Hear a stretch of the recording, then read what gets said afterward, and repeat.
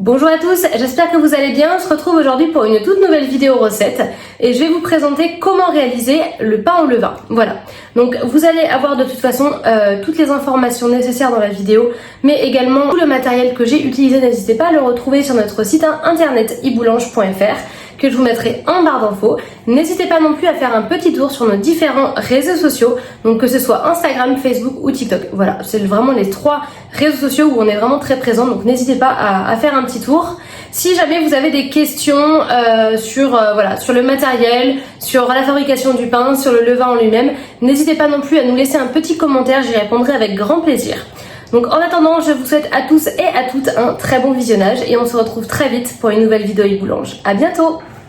Donc premièrement, pour la fabrication du pain, nous allons commencer à réaliser l'autolyse.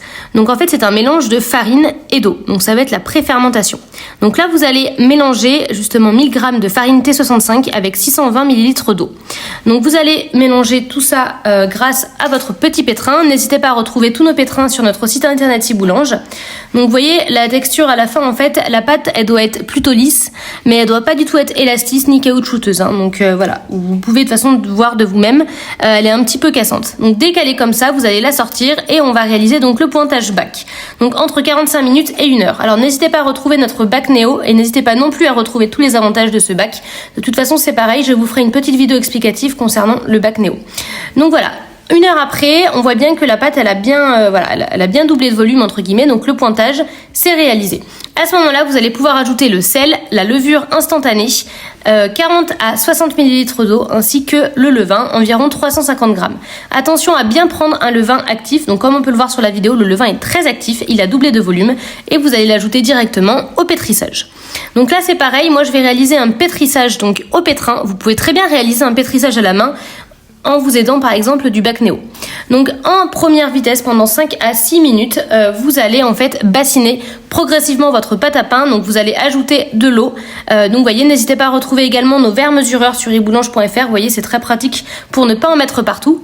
Donc voilà un petit peu la texture de la pâte à pain. En fait, il faut vraiment qu'elle soit plutôt élastique et qu'elle ne colle pas en fait aux parois de votre cuve. Ensuite, vous allez donc décuver le tout. Alors, sur mon plan de travail, moi c'est un plan de travail en bois, donc j'ajoute un petit peu d'eau, tout simplement pour éviter que la pâte colle. Et nous allons effectuer un premier rabat. Donc comme ceci, comme ce que je fais, vous voyez, sur la vidéo. Ensuite, une fois que vous avez fait votre petit rabat, vous allez directement le mettre dans un cul de poule ou alors même dans votre bac Néo. Voilà, ça marche tout à fait. Et en fait, ça vous évite de mettre une charlotte ou bien un papier sur le dessus pour éviter que ça croûte. Vous avez directement le couvercle. Donc moi, j'ai fait cette technique-là. Je l'ai mis dans mon cul de poule et ensuite je prends une charlotte que vous pouvez également retrouver sur notre site internet. Voilà, vous avez toute une collection et c'est parti. Donc le repos va se faire environ 30 minutes. Alors vous voyez, on voit que notre pâte a doublé de volume après les 30 minutes et on va donc effectuer le second rabat. Donc là pareil, je vous conseille de mouiller un peu vos mains histoire que la pâte ne colle pas en fait à vos mains, donc ce sera quand même beaucoup plus facile et on va donc effectuer un second rabat. Donc je vous explique pas plus que de toute façon vous voyez bien sur la vidéo comment réaliser un rabat. Vous allez tout simplement étirer la pâte et la ramener vers le centre.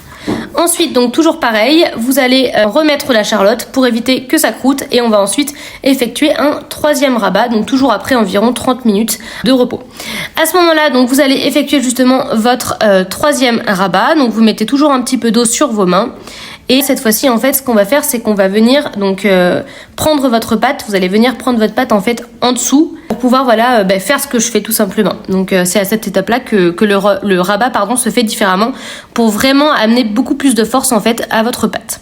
Ensuite, vous remettez un petit peu la charlotte donc pour éviter que ça croûte. Et à ce moment-là, tous les rabats sont faits et on n'aura plus qu'à s'occuper justement de l'étape façonnage entre guillemets. Donc là, j'ai pris un tapis de façonnage. Encore une fois, je vous ferai une vidéo explicative dessus, mais vous pouvez le retrouver sur notre site internet.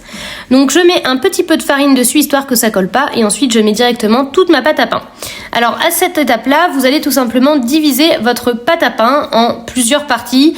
Donc là, moi j'ai pris des bâtons de 750 g, donc vous allez faire des bâtons de 750 g. Voilà, moi j'en ai réalisé 3 bâtons. Donc n'hésitez pas à vous aider d'un petit coupe-pâte pour couper justement la pâte, c'est beaucoup plus facile. Toujours pareil, vous retrouvez tous ces coupe-pâtes là sur notre site internet.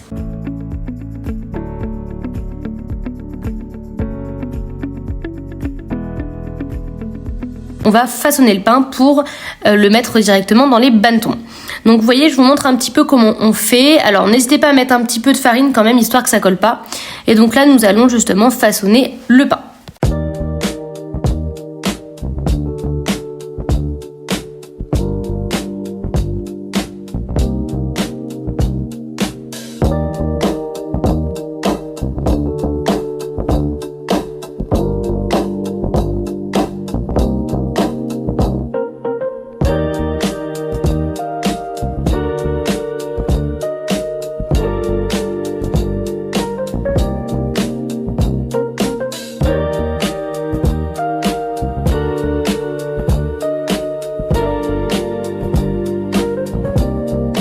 Alors une fois que vous avez façonné vos pains, vous allez directement les mettre dans les bannetons.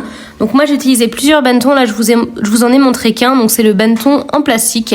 Voilà, je vous invite à mettre une petite charlotte qui est vendue également sur notre site internet. Donc voilà le résultat justement de tous nos pains. Donc moi j'ai utilisé un banneton en plastique, un banneton en liège et un banneton en osier. Vous allez donc mettre tout ça, en fait conserver vos pains directement au réfrigérateur pendant une nuit recouvert d'un papier guitare pour éviter que ça croûte. Une fois que vous avez fait ça, le lendemain matin, vous sortez vos pâtes à pain, enfin vos pains, et vous allez donc procéder à la cuisson. Donc vous voyez, c'est vraiment très très simple, hein. Donc vous mettez votre pain sur un papier cuisson, et à ce moment-là, on va donc s'occuper du dessin. Donc d'abord, moi je prends un petit peu de farine T65 que je vais venir saupoudrer délicatement sur le dessus, et ensuite je m'aide d'un petit cure-dent ou alors d'un pic à brochette pour pouvoir faire les dessins que je souhaite. Donc n'hésitez pas non plus à retrouver notre grignette. Moi j'ai utilisé des lames, je trouve que c'est quand même plus facile pour faire des petits dessins. Mais voilà, vous n'hésitez pas à retrouver donc toutes nos grignettes sur notre site internet. Et après donc va s'effectuer la cuisson. Alors la cuisson c'est très simple, vous allez préchauffer votre four à 250 degrés. Donc moi c'est une cuisson en cocotte, hein. Donc je mets ma cocotte directement dans mon four à 250 degrés. Ensuite j'enlève le couvercle, je mets directement mon pain dans la cocotte, je remets le couvercle, ça va cuire pendant environ 30 à 35 minutes avec le couvercle à 200 degrés et ensuite je vais baisser la température environ à 180 degrés, ça dépend encore une fois de la puissance de votre four, et à ce moment-là j'enlèverai le couvercle pour une cuisson d'environ 10 minutes. Voilà, ce sera vraiment juste pour finir la cuisson. Donc là je vous montre en fin de compte une autre idée de dessin. Encore une fois, voilà, vous faites vraiment ce que vous voulez.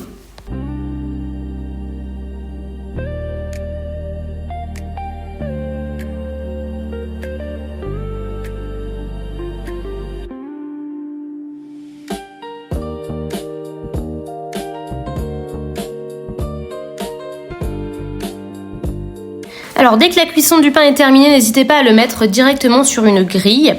Donc voilà, écoutez, j'espère que cette petite vidéo vous a plu. N'hésitez pas donc à aller faire un tour sur nos réseaux sociaux, mais également sur notre site iboulange.fr où vous pourrez retrouver tout le matériel que j'ai utilisé dans la vidéo.